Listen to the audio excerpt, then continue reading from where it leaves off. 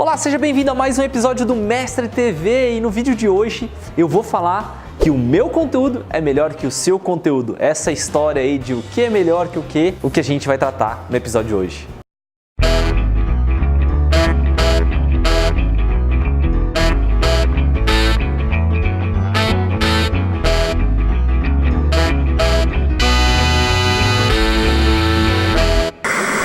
Uma grande discussão para quem trabalha com marketing digital ou quem trabalha com conteúdo digital, vamos dizer assim, é sempre olhar e falar assim, por que uma pessoa opta por um conteúdo e não por outro? Ou o que leva uma pessoa a concluir que um conteúdo é melhor que outro? E, consequentemente, quais são os impactos reais de um conteúdo ser melhor que outro? Então, minha grama é mais verde que a do vizinho, ou do vizinho é mais verde que a minha, né?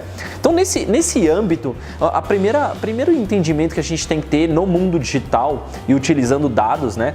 É tentar entender como que as pessoas percebem que um conteúdo é melhor que o outro. Então pode ser, eu anotei alguns itens aqui pela própria leitura, né? Então ele consumindo aquele conteúdo, ele entende que é um jeito mais gostoso, a linguagem foi mais apropriada para ele. A clareza de informação, então se você não ficou rodando muito no texto para poder ficar mais longo, se foi realmente algo com que você consegue entender a linha de raciocínio do próprio autor, ou ainda, né, a riqueza e a precisão da informação. Se eu acessei o seu conteúdo com um determinado objetivo, e eu acho que eu vi um texto recente que reflete muito bem isso, falando sobre que a Samsung já tinha descoberto qual que era o problema do Galaxy Note 7, né, do porquê que ele explodia. E essa era a matéria que tinha sido compartilhada no Facebook por uma empresa, por uma marca. Eu não lembro de cabeça qual era, então não vou dizer quem é. Mas aí você acessava a matéria começava a discorrer sobre o problema do Galaxy S7, né, do Galaxy Note 7, e dentro da matéria eles falavam assim, apesar de tudo, apesar dos problemas, a Samsung ainda não divulgou a causa real do problema. Então, peraí, como é que o post fala que a Samsung já sabe qual é o problema se ela oficialmente não está divulgando qual é o problema? Acabou sendo uma falta de precisão. Então, nos comentários do Facebook, várias pessoas pegaram esses trechos e colavam lá e falavam assim, essa chamada da matéria tá incrivelmente errada, né? Então, isso eu acho que ao invés de trazer um ponto positivo para sua audiência, acaba trazendo um ponto negativo. Por quê? Porque a precisão da informação, a clareza da informação não foi tão boa quanto o usuário buscava. E isso é algo que é difícil de você mensurar, né? Mas é fácil de você começar a identificar alguns sinais. Como, por exemplo, toda vez que você faz um post no Facebook e começa a gerar comentários, leia o que está dizendo os comentários. Eles estão indicando para outras pessoas ou eles estão reclamando da informação? Normalmente, quando alguém indica, pode ser que ela leu só o título do post no Facebook, né?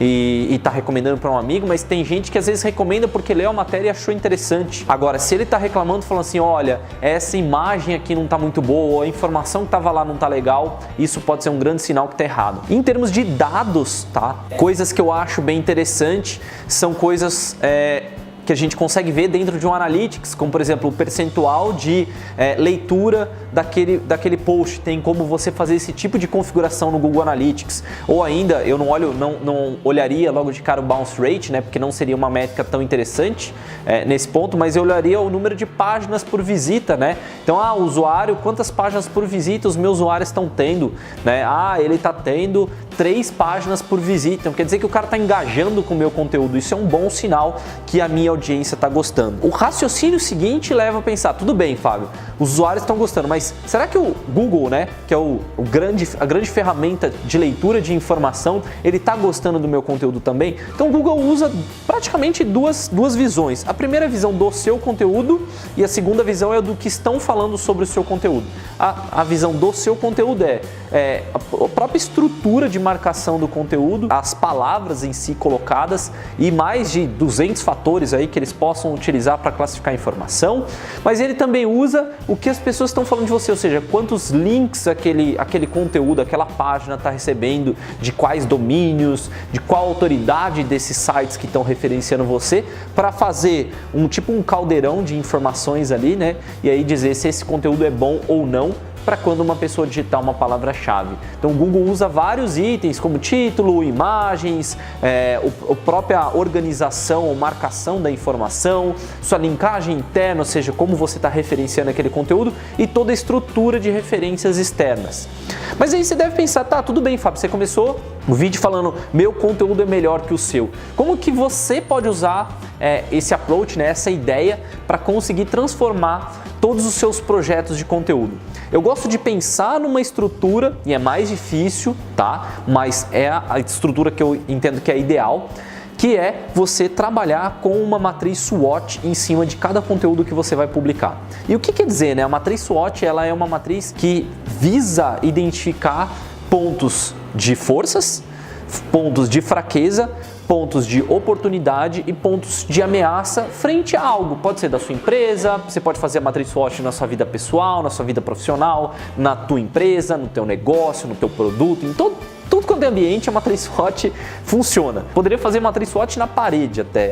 Qual é a parte, né, a oportunidade que tem tendo uma parede? Qual que é a fraqueza que eu tenho tendo uma parede? Enfim, dá para fazer praticamente em todos os lugares o uso da matriz SWOT. No caso de conteúdo, o que você pode identificar? Eu gosto de pensar no top 10 do Google como meu alvo, né, a minha concorrência. Então, se eu quero fazer um conteúdo que vai falar sobre inbound marketing, vou colocar aqui esse tema para vocês no geral. Eu posso digitar isso lá no Google e começar a observar o conteúdo que eu estou planejando versus o que já está lá colocado e eu coloco a matriz SWOT. Então, primeiro, quais são as minhas forças? Até o André mandou um e-mail bacana ontem falando sobre isso, de uma estratégia que a gente quer implantar aqui na Mestre.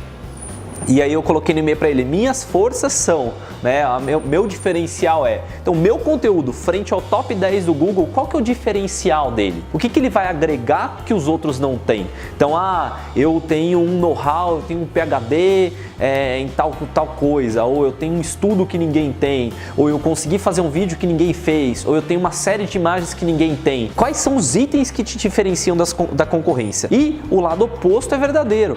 Quais são as suas fraquezas frente à concorrência? Poxa, eles são bem mais autoritários, são marcas mais reconhecidas, eles têm uma profundidade que eu ainda não tenho, eles têm um vídeo super produzido que eu não vou conseguir fazer. Então, tenta identificar quais são as fraquezas também desse lado. Agora, quais são as oportunidades? Então, quando você fizer esse conteúdo, o que você vê como um item de oportunidade no presente e no futuro? O que eu posso fazer para eu conseguir deslanchar no mercado? A oportunidade é que não existem players em português falando sobre esse assunto. Opa, beleza, é um oceano azul. Ou ainda, todos os posts que tem são muito superficiais porque ninguém estudou tanto quanto eu. Ou ainda, eu sou a grande personalidade desse mercado. Ou ainda, eu tenho uma técnica que é realmente fora de série e ela faz grande diferença de impacto nesse conteúdo, né? nessa área.